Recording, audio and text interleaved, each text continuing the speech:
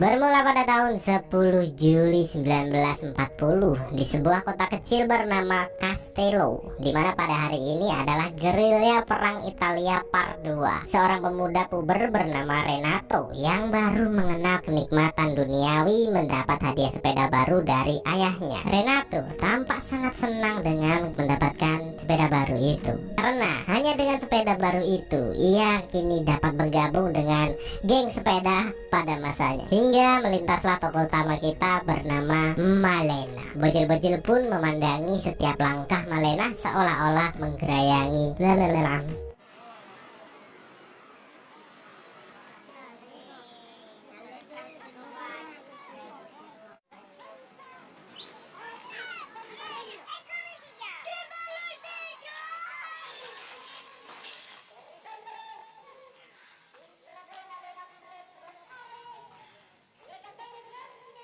Bocil-bocil ini dengan bersusah payah terus mengikutinya kemanapun wanita itu pergi. Walaupun dengan terengah-engah mereka terlihat sangat puas memandangi wanita premium stok terakhir tersebut.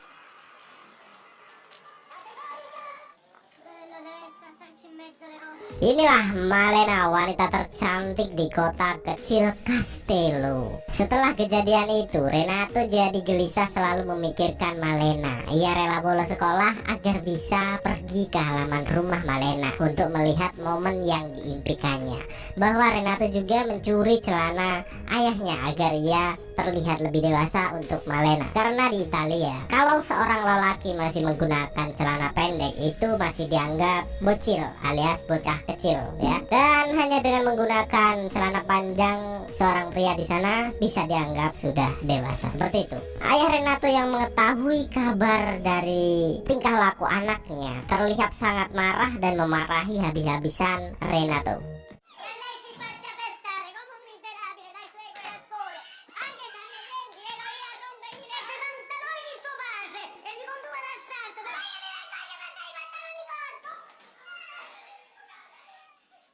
Namun Renato yang sedang terbuai persamainan tak memperdulikan hal itu, dan kini ia juga mempunyai kebiasaan baru, yaitu pergi untuk mengintip Malena. Siang malam hanya Malena dan Malena. Anjay.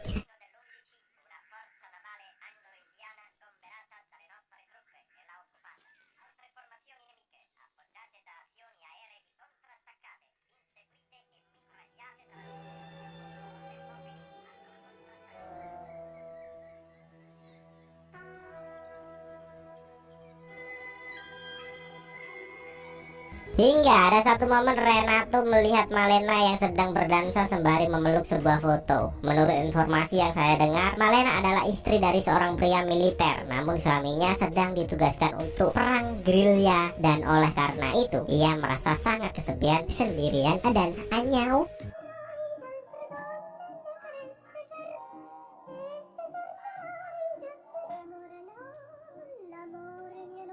Keesokan harinya, Renato pun pergi ke toko piringan musik dan mencari lagu yang sama persis dengan lagu favorit Malena. Buat apa coba? Ya,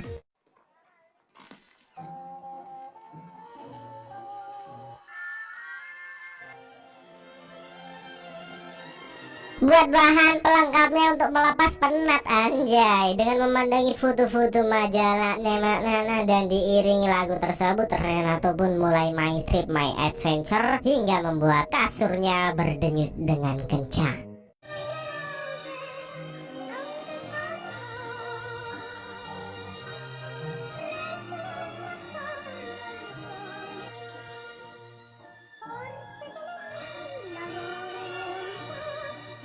Kembali ke Malena, dengan kecantikannya membuatnya selalu menjadi pusat perhatian dari bapak-bapak yang terobsesi memperkaosnya sampai ibu-ibu komplek yang sering membicarakan Malena takut suaminya tergoda dengan wanita premium stok terakhir tersebut. Renato yang terus mengikuti Malena kemanapun ia pergi sempat memikirkan kalau Malena ini bukan wanita yang baik-baik. Saat ia pergi ke sebuah rumah menemui om-om, nampak di sini hati Renato begitu hancur. Dan Dan keesokan harinya pun dia mengetahui fakta yang mengejutkan bahwa ternyata om-om yang sering disamperin oleh Malena tersebut adalah ayah Malena, yang tak lain guru bahasa Inggris Renato dan kawan-kawan. Dengan itu Renato yakin bahwa Malena adalah wanita yang baik-baik. Hingga di suatu hari yang cerah, pusat pemerintah memberitakan bahwa salah satu anggotanya yang bertugas mati dalam medan perang, yang tak lain adalah suami dari Malena. Bukannya berduka, bapak-bapak di sana terlihat begitu bersemangat karena adanya janda baru yang semlewet. Renato yang penasaran pun pergi ke rumah Malena, namun nampak sepi tak berpenghuni. Dan saat Renato pergi ke rumah ayah Malena, ia melihat wanita premium stok terakhir itu sangat bersedih. Renato pun memberanikan diri untuk mendekat dan mengingatkan Malena agar mau menunggunya sedikit lebih dewasa agar Joniku lebih berurat. Tapi itu hanya halusinasi.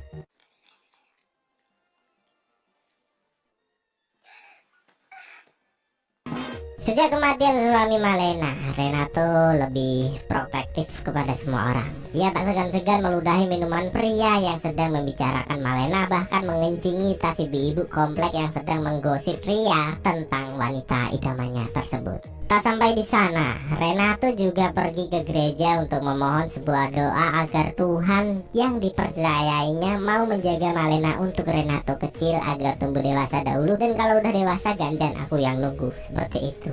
Namun hari terus berlalu. Seperti biasa Renato terus mengawasi gerak-gerik Malena, dan kini ia melihat The Changchuchers yang menggantung begitu menggoda.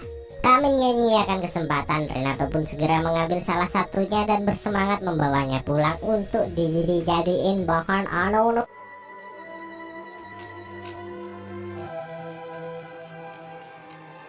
Renato lebih prepare kali ini. Ia menyempatkan untuk melumasi ranjangnya yang karatan agar senyap tanpa suara dan percolikiawan.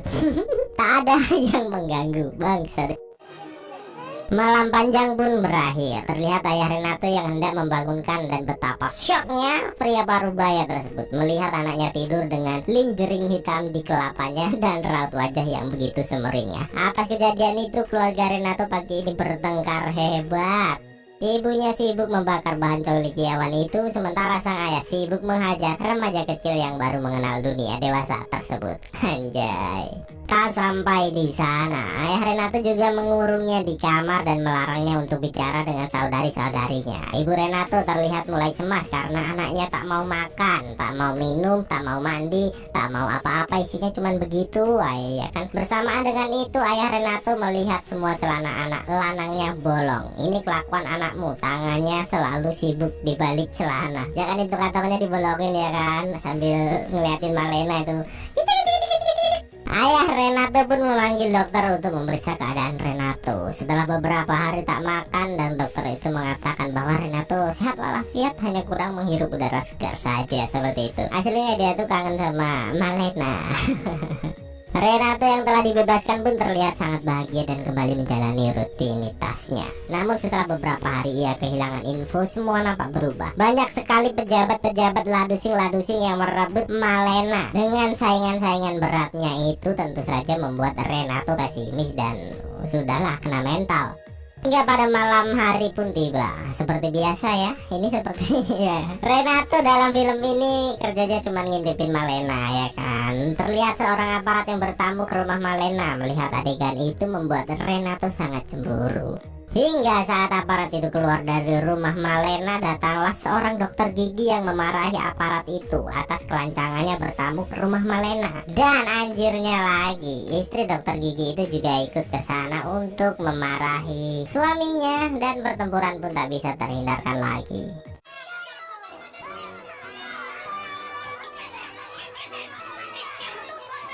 Sementara itu Renato hanya menikmati pertunjukan membagongkan tersebut. Atas kejadian malam itu, ibu-ibu kompleks semakin geram dengan Malena dan menuduhnya sebagai pelakor. Bahkan istri dari dokter gigi juga membuat laporan ke ladusing setempat, yang tentunya saja membuat Malena harus terjerat hukum atas tuduhannya tersebut. Namun dengan didampingi pengacara, Sakne Malena menghadiri persidangan itu hingga akhirnya masalah Malena selesai dari persidangan. Ya sebenarnya tidak harus disidang-sidang juga sih Pak ya. Malam pun tiba, nampak pengacara itu sedang berdansa dan berusaha melecehkan Malena atas imbalan jasanya tadi siang di persidangan. Pak pengacara ini tidak mau minta apa-apa, cuma minta ya itunya ya. Awalnya tentu saja Malena menolak dan memberikan sejumlah uang kepadanya. Namun pria tua itu menolak dan lebih memilih menggagahi Malena secara paksa. Bajingan gak tuh? Renato yang menyaksikan hal itu sangat panas hingga membuatnya terjatuh dari tempatnya selama ini bersandar.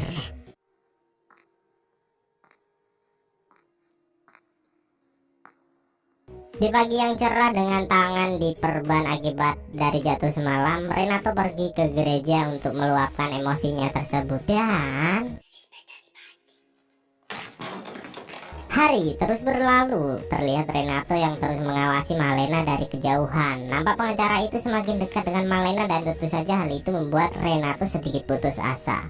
Hari-hari Renato semakin kesini terlihat semakin kacau. Jam pelajaran ia disuruh mengerjakan tugas biologinya, namun yang tertulis malah puisi indah buat Malena. Bahkan Renato membayangkan Malena sebagai wali kelasnya dan mengajaknya untuk menikah.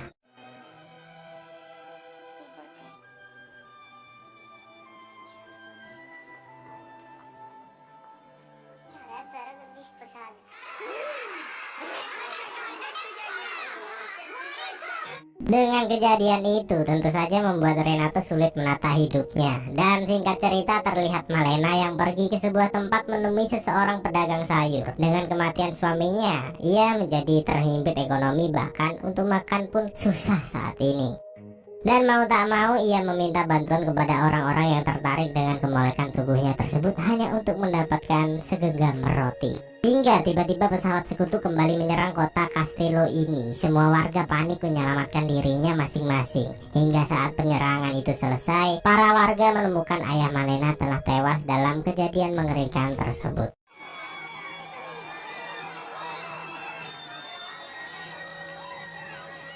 Lagi dan lagi Malena harus menghadapi kenyataan yang begitu berat untuknya. Bocah-bocah dajal lagi belasungkawa malah sibuk mandangin durian montong Malena. Banjingan. Para warga turut bersedih atas hal itu, terlebih para pria hidung belang yang membisikkan bahwa siap menjamin kehidupan Malena. Bocil dilarang, adegan 18 pesawat kasus. Boleh nyanyi.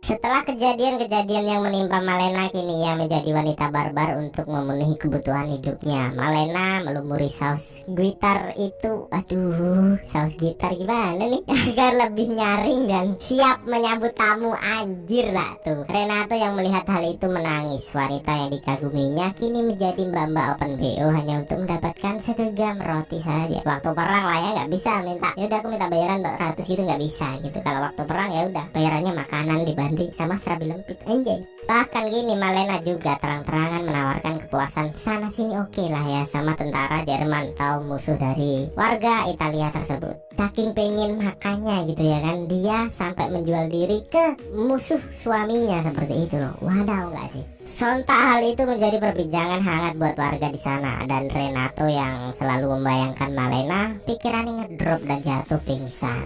Ibu Renato pun membawanya ke tabib dan diklaim bahwa Renato kerasukan setan iblis gaib dari pasukan Jerman. Mereka pun menjalankan sebuah ritual untuk penyembuhan Renato, namun tidak dengan sang ayah. Ia begitu paham apa yang sedang dialami oleh anaknya tersebut, sehingga ia harus mewujudkan apa yang diinginkan supaya anaknya bisa sembuh dan hidup normal seperti biasa. Dan ini hal gila sih menurut saya. Kapan gitu punya bapak kayak gitu ya? Ayah Renato dengan percaya dirinya membawa Renato ke sebuah hotel di mana banyak sekali tersaji semangka premium untuk melepas segel bocil colikiawan tersebut biar gak pakai tangan terus, anjay. Aduh. Ini gimana jelasinya? Ya udah tonton aja lah.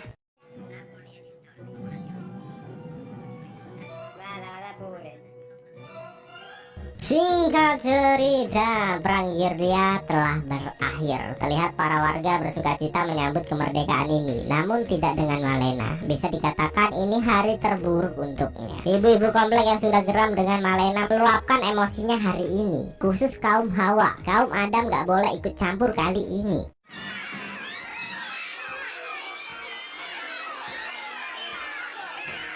Ibu-ibu komplek itu menghajar dan melecehkan Malena habis-habisan di depan umum, bahkan mungkin di tengah-tengah kota. Tak hanya sampai di sana, ibu-ibu komplek itu membotakkan rambut Malena dan menyuruhnya pergi dari kota Castello tercinta dengan semangka yang tergodal gandul.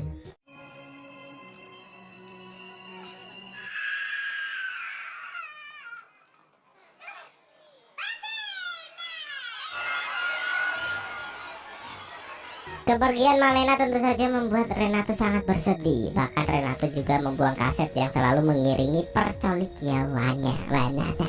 Hingga beberapa minggu berlalu, terlihat pria tanpa lengan datang ke kota Castello. Semua warga heran di sana. Pria ini tak lain dan tak bukan adalah Nino, suami Malena yang dikabarkan telah meninggoy. Ia kembali untuk menemui istri tercintanya. Namun sayang, saat ia kembali Malena telah pergi dan rumahnya telah menjadi penampungan gelandangan alias korban perang.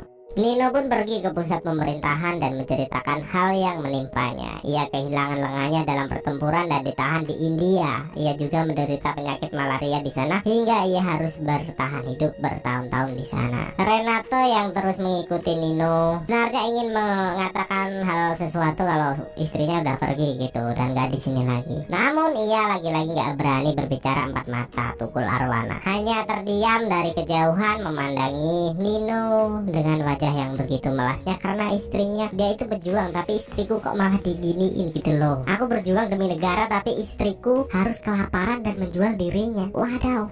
Hingga saat malam tiba, Nino yang sedang merenung di tengah para gelandangan yang menempati rumahnya pun mendapat sebuah surat yang memberitahukan tentang Malena dan keberadaannya sekarang. Tak lain surat itu adalah surat dari Renato. Nino pun bergegas menyusul wanita tercintanya tersebut dan membawanya kembali ke Castello. Melihat kedatangan mereka membuat para warga terdiam tak dapat berkata apa-apa. Ini adalah berkat Renato. Kini Nino dan Malena telah mendapat kehormatannya kembali. Bahkan kini para warga sangat baik kepadanya. Ya iyalah, pahlawan gitu loh. Ingat gak yang merdekain kamu itu siapa? Para ibu-ibu bangke memang. Ibu-ibu komplek ya, khususnya sosialita ini ya. Kayaknya bu, dandan yang cantik kayak Malena, biar bapak-bapak itu gak tertarik sama mbak-mbak ini. Aku mau ring mbak. Dan film diakhiri dengan ucapan semoga bahagia dari Renato untuk Malena. Seiring dengan itu, Renato kecil menjauh pergi dari kehidupan wanita yang selalu menjadi imajinasinya tersebut. Dan film pun selesai.